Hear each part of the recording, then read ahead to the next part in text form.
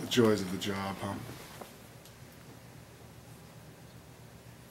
It's an interesting dynamic because in team concept, I mean, of course they, you know, they're like, well, we got to protect one another. I'm not sure we trust anybody. You know, the police, the administrators, the coaches, and and by the way, I fundamentally do understand that. But I want to say to them, and they're 21, and I want to say to them, there's about 3 or 4 of us here. That's the only friends you have right now.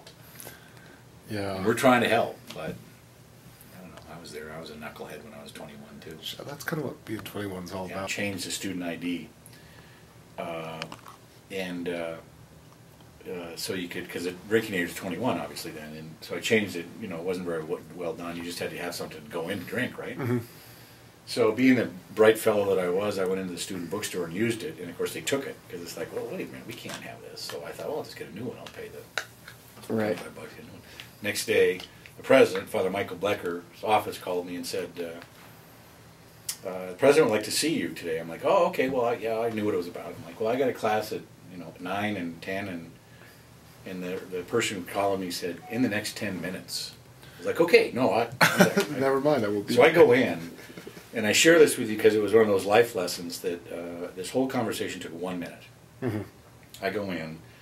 Father Michael Blecker says, how's your brother Dan? He's in medical school, because my brother went to St. John's too, and always doing well. And he said, oh, that's great. He holds up the ID. He goes, you do something like this again, I'm going to throw you out immediately. I'm like, okay, well, no, I got it, Father, thank you. I get up, this is the teachable moment, to go to his door, and he waited until I had the door like partway open. He said, oh, Jim, by the way, don't bother calling your mom and dad, I've already talked to them. I've obviously never forgotten it. Right. Yeah. A little awkward. Don't put that on. That won't fit in the gaps. And I'm not sure what the story is out of that, except it's sort of that collegial Irish mentality that they became colleagues in a way that they became very close friends. And Burnett actually, and we'll get through to this in a bit, but wanted you to maybe talk a little bit about Joe Reberg. Joe Reberg. You knew Joe. Joe Reberg, yeah. Yeah. Interesting guy. I mean, he really was and we can talk about this, he really was the paper boy that didn't have a nickel to his name. Started a plumbing business. Malmstrom Air Force Base and all the Air Force bases started to build these missile silos. He got the contract. Right. Became pretty wealthy, became close to, John Kennedy, Bobby Kennedy, Hubert Humphrey. Yeah, it's an interesting story. Yeah, and if really if you had any connections. Well, we lived like 10 blocks from him in Helena. Right. Growing up. Right. Well, good. So you're cool. ready to go? I'm ready to go. He's the only guy that had an indoor swimming pool. You imagine? In the 1970s, it's like we were in Talcott and we'd go over there. Anyway, all right. If you would just clap for me. Perfect. Okay. All right. Hair okay? Uh-huh. Don't look homeless? Nope. No. Looking good. Looking sly. I like it. So, I guess let's see. Just start it off, if you could just state your name and spell it for us and give us your date of birth. Jim Foley, Foley. My date of birth is 4/4/53. 4/4/53. And you were born in Helena, is that right? I was born and raised in Helena, as most of my family was. But as I've mentioned before, my mother was an O'Neill with 2 L's, who was born and raised in Butte in Dublin Gulch, in the Hub Edition, and my father was born and raised in Anaconda. Okay. And what is starting with your mother? What is her kind of family background? How is she connected? Well, she would be her parents, Annie and Danny O'Neill, came over from Ireland, so she would be the next generation, and I'd be the one after that. And they came over here, initially to be, service staff in. Her mother was service staff in a, Monsignor's in the priest's home at the Catholic Church, and her father was kind of a grunt in the mines when they first came. So that's how they initially came over here. And do you know anything about their conditions in Ireland before they came over? I don't know much about their conditions in Ireland, but I do know the family still has the family home over there. It's obviously second, third kinds of cousins that still live there. But I think they had some challenges in terms of being able to make a living. And they had heard, obviously, that there was opportunities in America and made their way over here like other Irish that came to this country. Does anybody in your family kind of track that lineage at all? Do you know if any paperwork You know, survives? my older sister Kathleen has tracked a little bit of it, but it's mainly kind of where they came from in Ireland and Cork, to get it more specifically, because they obviously started before the home they're in now, and so my sister has done it, but not at any great length, no. Okay. And how about your father's side in Anaconda? Well, interestingly enough, my father, and we didn't have the opportunity to chat about this the other day, but my father's lineage is he was adopted by the Foley family, but he was born into a family by the name of Mulvihill, which is also from County Cork, and somehow they got abandoned. I've never really quite figured that out. My father didn't talk about it much, and always considered him a Foley, but he enjoyed his time in Anaconda. Okay. So what kind of family do you still have, or what kind of connections do you have with Montana as far as family here? Well, I still have multiple cousins in Butte. I don't really have that much family still located in Anaconda, but I have family in Butte. I have family in the Bitterroot, family in Kalispell, and still some a brother and a sister who still live in Helena. But it's pretty spread out. It really is. Sure. Are you married?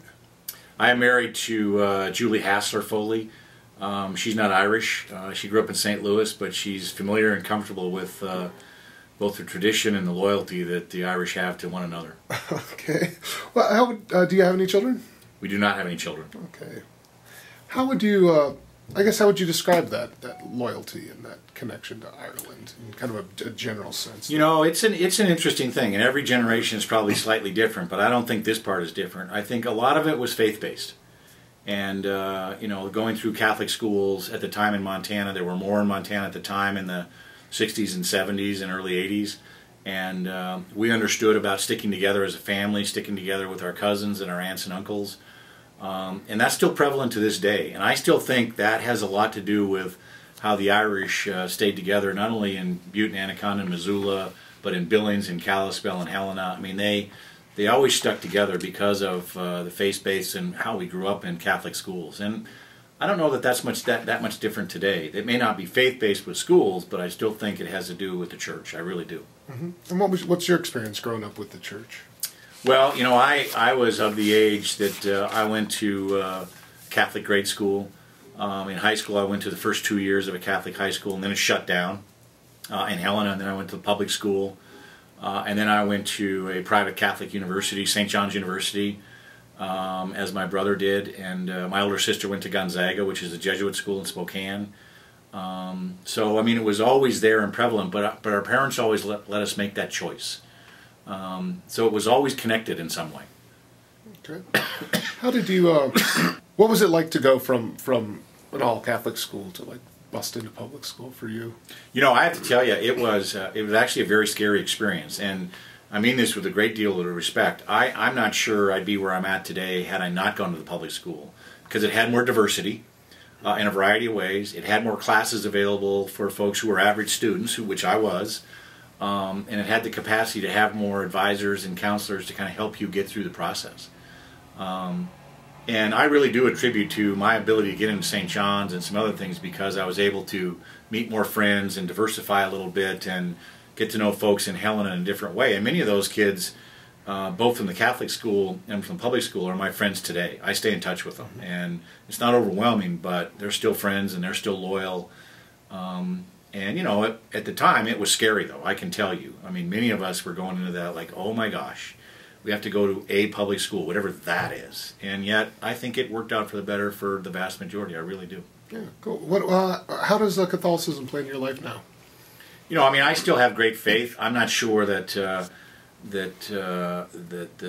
going to church every day, like it was when I was growing up, is as critical for me. But I still have great faith and still have, you know, I'm still active in the Catholic Church at a small level. Certainly not very much because of the life I lead now, and I'm traveling a lot.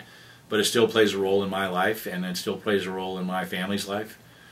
We don't talk about it much, and it's not, you know, as ingrained in us as it was when we were growing up.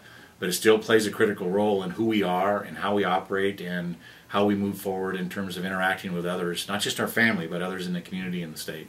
Sure, great. How was growing up in Helena as a kid? I think, my cousins would always refer to the cousins in Helena as those pencil-necked Helena kids. But, I think it was a great place to grow up. I mean, we grew up in a neighborhood right in front of the Capitol. We still know people in that neighborhood today that have come back. Some of those families have. I just went to a birthday party in Hamilton for a woman who babysat us when we were growing up, who turned 100. A century old in Hamilton the other day. So it was a neighborhood, but we spent an enormous amount of time going back and forth to Butte and Anaconda, going to Butte to the Columbia Gardens, which people are familiar with, going to Anaconda to, what is now Kennedy Park, skating and spending the winter where my grandparents on my dad's side lived.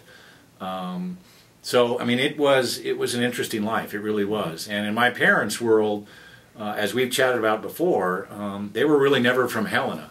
They were always from Butte or from Anaconda. They happened to live in Helena, and they made that very clear. But it was a great place to grow up. It really was. That's good. Tell me about Columbia Gardens. Columbia Gardens was even in our world when we were living in Helena, when we'd go over there for holidays, 4th of July, or picnics in the summer, was a magical place. It really, truly was. And while there were carnivals and other things that went on around the state that we might see, it was never quite like the gardens where the flowers were fresh, the grass was always green and cut, everything was picked up, and you saw a lot of families gather there that may have not have been able to afford to do other things. It was always magical. I think frankly, in our generation, though, we may have taken it for granted because it was a place that we would go and get on the roller coaster and go on the horses and go in the arcade area but it was still a magical place. It was still, you came into an oasis when you showed up there. And to this day, I'll drive into Butte from the Helena way, not from Deer Lodge and back that way, and I'll still see where the gardens, at least part of it was before the pit expanded. And it brings back really fond memories. It really, truly does. But I think in our generation, I think we, in an odd way, took it for granted. But I'm telling you, it was a magical place. It really was. It was just kind of an out-of-body experience for us. Do you have any really specific memories of it? Anything that jumps in the mind? My specific memory was, which is probably lots of others, particularly kids who grew up in Butte, getting on the roller coaster and thinking, this dadgum thing is older than dirt. It's wood, and something's going to happen, and then it would just go away once you got on it. But that really is the only memory I really have of it. And then the arcade part, because of the various candies. And, my parents would talk about going to dances over there at Columbia Gardens when they were growing up and dating. And they had all the big bands, that were long gone by the time our generation came along, Benny Goodman and those kinds of bands. But, that was all foreign to us. That didn't mean anything to us in our generation. Mm-hmm. Okay. You talked about going into Butte. What would something like that be like? Let's say 4th of July in Butte with the family. We would always go to... my aunt and uncle's house, which is no longer there because the pit expanded and took that part. So they now live, their families now live out in the flats of Butte. We'd go to their house first, and if we weren't going to the gardens, there was a typical Butte thing that was always humorous to those of us from Helena, where you would sit in the kitchen. You seldom sat in the front room. They would want to know if you ate anything yet. They'd say, "Did you eat yet?" And they would always say, and I'm not sure what this meant at the time. It took us a while to figure this out. How long are you going to stay around? How long are you here for? We always took it for, well, they want to know if we're going to be here overnight. Later on in life, I always took it for, you're not going to stay around a long time, are you? Because we got to get out of here. And then we would go to the gardens together. And generally, my mother and her sisters and her brother, who lived in Butte at the time, would make picnics, and we would go out there and do all the free things where you wouldn't have to go pay on the rides and get something to eat and then go on the rides. But, it was, again, it was a magical time, but I think we sort of took it for granted that it was a holiday to go over there and go to Columbia Gardens and go downtown, what we call Uptown Butte now. But we were always foreigners. They always referred to us as those Helena cousins, and I'm not sure I blame them, but, And by the way, the other thing we always did, which is not unusual, is my mother would always dress us up. And as young kids, going to Butte, my cousins in Butte would look at us like, who the heck are these Helena guys? Are all dressed up. Not in suits, but we would be in nice pants and you know, a nice shirt, and they'd come out and, you know, beat the daylights out of us because we were coming over from Helena, and slightly different in ages. But my mother was always adamant about, no, you're going to look nice when you go to Butte. I mean, it was just it was an absolute critical thing to her. What other kind of holidays did you spend maybe outside the gardens? You know, we would go over there on occasion for Thanksgiving, not much for Christmas, on occasion for some birthdays or anniversaries, and as we got older, you know, kids were out doing their own things and it went away a little bit. But I don't think we ever got away from at least a time or two in the summer to go to the gardens, no matter what our age was.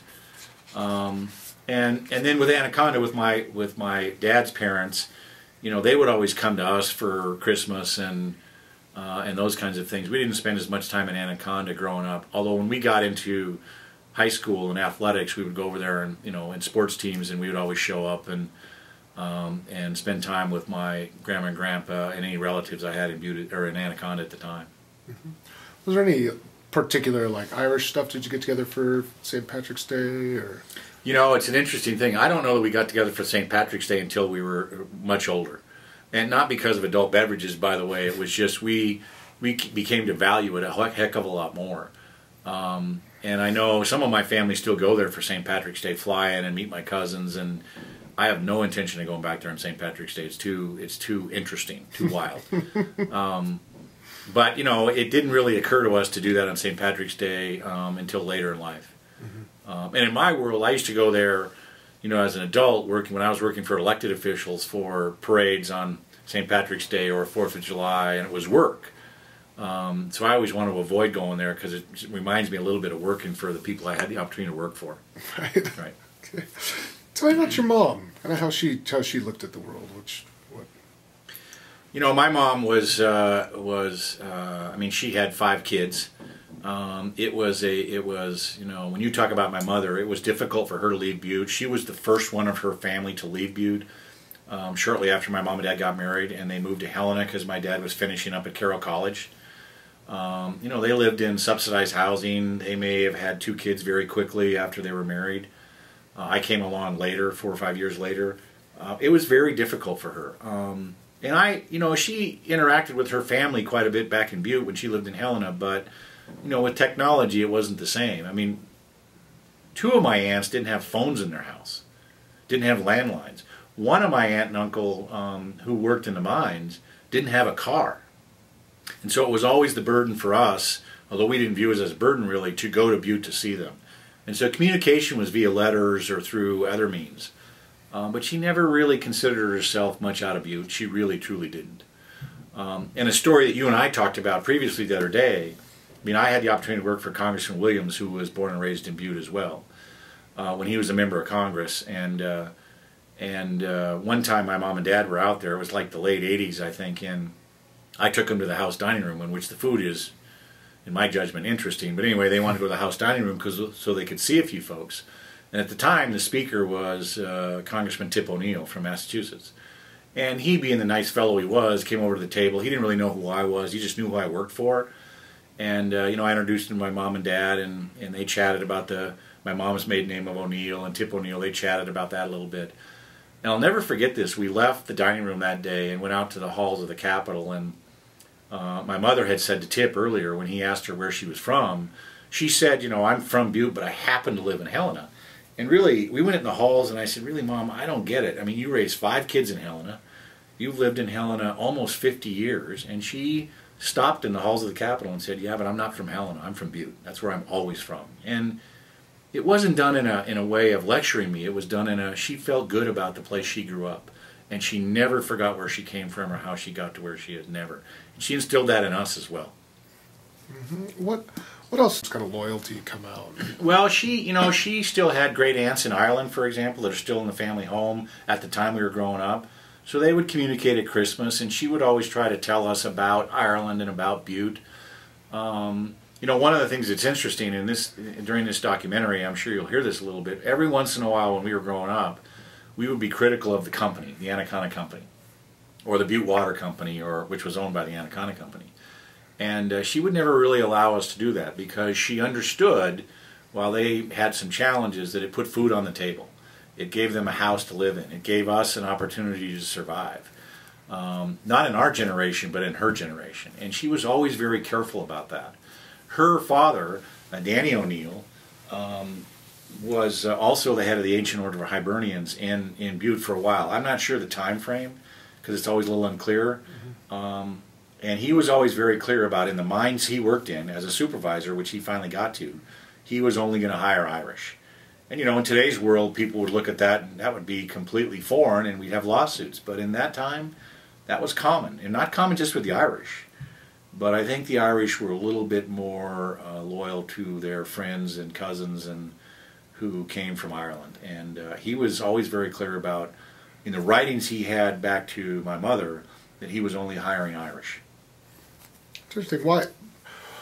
Why do you think that's? Why do you think that he was so strong with his connection with Irish? I really do believe that he came, like many other Irish that came to Montana, and not just to Butte. He came with nothing, and he understood that he wanted to help the next generation, be part of having a house and having food and things like that. And as a matter of fact, my uncle Danny O'Neill, it did create problems for him because during a couple of the strikes, long before, my generation ever came along, he didn't cross the picket line. And he lost his job a couple of times as a result of that and had windows broken in his house. And but I think at the end of the day, he just wanted to be loyal to the folks who helped him out. And in his world, that was the Irish world. And I'm not sure he knew any different. I mean, again, he lived in what was Dublin Gulch in the Hub edition, and so that's all he knew when he went home at night. And so he wanted to hire the next generation of people coming up. He made it clear in his writings back to my mother that that's what he was going to do. That's interesting. We talked a little bit earlier. Maybe we can just kind of review kind of what your own personal connections with your Irishness are, or maybe where that's kind of gotten you, or what kind of connections you've had professionally even. I think I've had wonderful opportunities, not only when I worked for elected officials, Senator Baucus, Congressman Williams, interacting with ambassadors from Ireland, both on the U.S. side and the Irish side a little bit, being at the Irish Embassy in Washington. But I think since I've been at the university, when I first came back here within a couple of years, the President of Ireland, Mary McAleese, came over here because she wanted to see what was going on with the Irish Studies program. And I had the opportunity to have lunch with her along with about 15 others. And she knew all about Cork. She knew all about Butte. She obviously had done her homework. And, frankly, that was heartening to somebody like me because it brought home about how important your heritage is. And maybe not just in the Irish world, but in my world it was important. And to hear her talk that day on campus here in a public forum about the value of Butte and what it meant not just to this country but to Ireland to this day, and the value of Anaconda and the value of the Irish that came over here, that was heartwarming. It really truly was. And we have the Irish Studies program here, which I think has been a tremendous asset. But it's not just the language or the history. It's also the dance and other things. And it's not just Missoula or the university; it's this state. And so I think reminders like that, the older you get, you become maybe a little melancholy, but I don't think you should forget kind of who you are and how you were raised and the issues that made you who you are, whether it be successful or mildly successful. And I can tell you, because of my relationship in the Irish world, when I first got out of college and started into politics, it helped me. Pat Williams, Congressman Williams, didn't know me from a hole in the wall. He knew my parents and he knew I was interested in politics. That's how I got into it. That's precisely how I got into it. And so those relationships in the Irish world still matter to this day. And I'm very proud of it. I really am. I think as you get older, you get to a point where you are proud of it. You do talk about it. You do read Irish literature. You do read Irish history. And every once in a while in Irish history, even to this day, I'll uncover things that are either directly or indirectly to my family. And it's not a lot. I don't want to overstate it, but it's still out there in the Irish history books and Montana history books in Montana. And that, that's pretty cool. That's heartwarming. Mm-hmm. Yeah, not a lot of people have that opportunity, do they? So do you think growing up right at the politics more? Well, what drove you to politics? I got into politics because I needed a job when I got out of undergrad and graduate school, and I went to work for, at the time, the governor as a minion. Totally a gopher, and I loved it. And then I also grew up next door to former Senator Lee Metcalf, who I didn't really know what he did when I was growing up until I got older, that he was a member of the Congress, a member of the U.S. Senate. And so I did a couple of internships in his office, and it took off. It's addicting. And by the way, I think in the Irish world, politics and public service, we have always used those as honorable things. We have never viewed them as anything but honorable. I mean, the Kennedys made it honorable. Other people in elected office said, look, government and what you do in public service matters, but it's an honorable profession, and treat it that way. And I actually think the Irish still embrace that to this day. I mean, just last week, I had the opportunity to go back to the Irish Embassy and chat with a number of folks, and most of them were elected officials from around the country, and they understood public service and why it was honorable. They did understand it. They weren't always in public service. So I think it was a good lesson growing up. Mm-hmm. Great. You've got. Tell me about your time in Washington. Some of the kind of things you got to get into over there. Well, when I went back to Washington in Washington D.C. in 1984, working for Congressman Williams as a legislative assistant. I ended up leaving his staff in 1997 when he retired as his staff director, and it was a wonderful experience. I got to meet lots of folks. I got to be involved with lots of issues that were important to this country. And to this state. Congressman Williams is obviously has his own background with Irish heritage and the candy store, the American candy store that his mother and father owned, which my parents went to. I mean, it's a small world.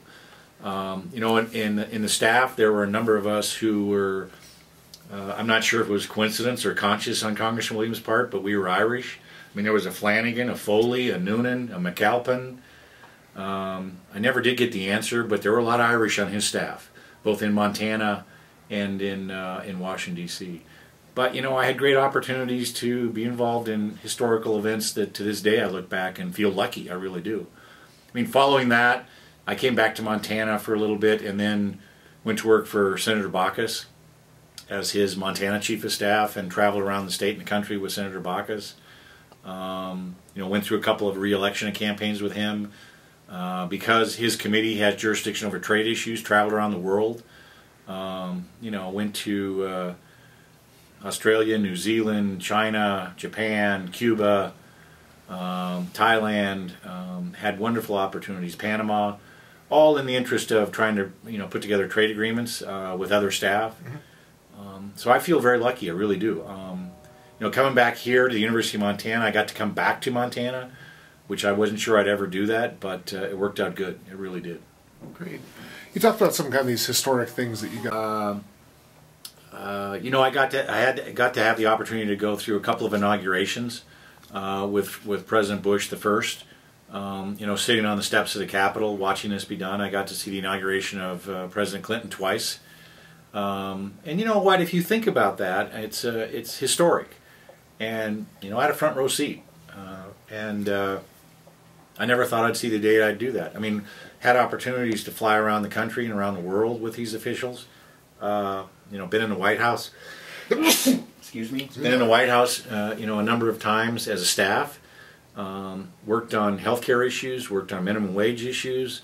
Worked on public lands and national parks issues that related to Montana and the country with lots of other staff. It wasn't just me. I mean, those are pretty important things. And I look back now at kind of what folks did together because of who we worked for, in my case, Congressman Williams and Senator Baucus.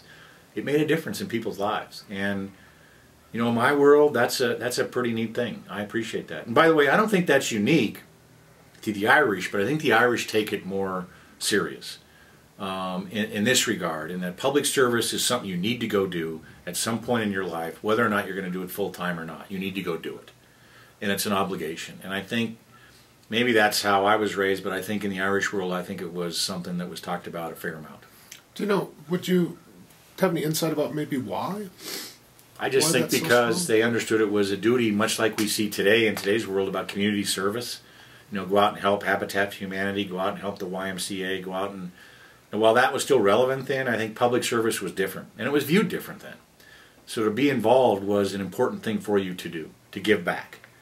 And I think it's still the case. I mean, I still think it's an honorable profession, but in the Irish world, I think that was ingrained in your head. Take an opportunity to give back, be involved in public service at some level. Government's a good thing. It's not a bad thing. Mm-hmm. Yeah, that's interesting. Now you got a chance to actually go to Ireland on a few of these trips, is that right? I had a chance to go to Ireland, never to see my relatives, with the Speaker of the House, Tip O'Neill, and some others, but it was always really business, and we would go from the airport to the embassy and do business. But I got the opportunity to spend some time, a little time in Dublin, a little time in Shannon, but I've never been to my family homestead. I intend to do that one of these days. Everybody else in my family, I think, has done it, except for one other person, one other brother. So it was magical to see. It really was. What I guess what were some of your impressions? I mean, getting off the plane for the first time. Well, it's emotional, because if you think about it, and I'm not unique in this regard, that's where we came from. So it's emotional to get off and to see this country that in our case, Montana could envelop 2 or 3 times, and that's where you came from. That's where your grandparents came from in some capacity. So it's kind of emotional, and everybody has a different view of it. I would guess that someday when I go to the family homestead, it'll probably overwhelm me, just because I'll know that's where the family came from. But it was emotional, and you keep that internal. But it really, the hair on the back of my neck stood up, and you tear up a little bit, and everybody's different. But it was very emotional. I mean, it's personal, so it's emotional to you. Mm-hmm. That's great. Kind of shifting gears here a little bit. How did your folks meet? You mentioned some dances and stuff, but do you know? I've heard a couple of different scenarios, and they're now passed away, both of them, so I'll never be able to verify it. But they met, in Butte at some dances. My mother was a young woman who went to Butte Central. Girls Central is what they called it at the time. And my father was a young man who went to Anaconda Central in Anaconda. He worked in the smelter for a while and realized he didn't want to do that forever, so he went to Carroll. I mean, hitchhiked over to Helena to go to Carroll College. And it's my understanding they met in some social settings and began to date a little bit. I can tell you that my grandparents, when I knew them when I was very little, didn't really like that my mother was dating somebody or seeing somebody from Anaconda. It really wasn't the right thing. In fact, they made my father sit out on the porch. They wouldn't let him come inside the house, which probably isn't unusual. And I think when they got married, they knew that they were going to move to Helena, because my father had to finish Carroll College. He was in there, went to the war, then had to go back. And they were upset for a long time when he took my mother out of Butte. But I think they met in a social setting, over in Butte, because it was only a few miles from Helena and only a few miles from Anaconda. But I don't know exactly the circumstances. Sounds like your father was a pretty go-to kind of guy. He was part of the Irish Mafia in Helena, I think. For a long time, I didn't know what in the hell he did for a living. But he was in insurance, and he was involved in city council and was the mayor of Helena for a little while. Active in terms of helping out Carroll College with their sports and athletic hall of fame. And I mean, he loved Helena, but he never really was from Helena. Mm-hmm. He stayed close to his buddies from Anaconda. Right, and so you say, so he was born in Anaconda, and then could you just kind of talk about maybe his kind of start to finish run? He was interesting, and people that know him may not know this, but he had polio when he was a young child. So he always had one side of his body was slightly smaller and weaker all through his whole life. And I don't know what went on with polio at that time or what kind of vaccines they had at the time, but he had some challenges. But it was active in athletics. He and Archbishop Heusen, who's still alive today, grew up together. For a while, lived together in Anaconda, were good friends. They had nicknames for one another. Dutch Heusen was the Archbishop's name, and my father's name was Fog Foley. I don't know what that means actually, but I draw my own conclusions. But he had an upbringing where he didn't have a lot of money, just like anybody else. Went to work in the smelter at holidays and breaks. Realized after a while, after high school, that he wanted to do something more than shovel steel balls as a laborer, and hitchhiked, as I said, to Carroll College and went to school. Left and went in the service in the early 40s, for a couple of years, and then came back. He wasn't married at the time, then came back and finished Carroll and got married. And stayed in Helena. What kind of got a degree in zoology, of all things, at Carroll College. Now, what the hell he was going to do with that, I have no idea. And he probably didn't either. That's actually kind of funny. What was your connection with him growing up? Was he present and around a lot, or was he? I'm gonna swap out a card. You're gonna swap out Yeah, cards? thanks. Okay.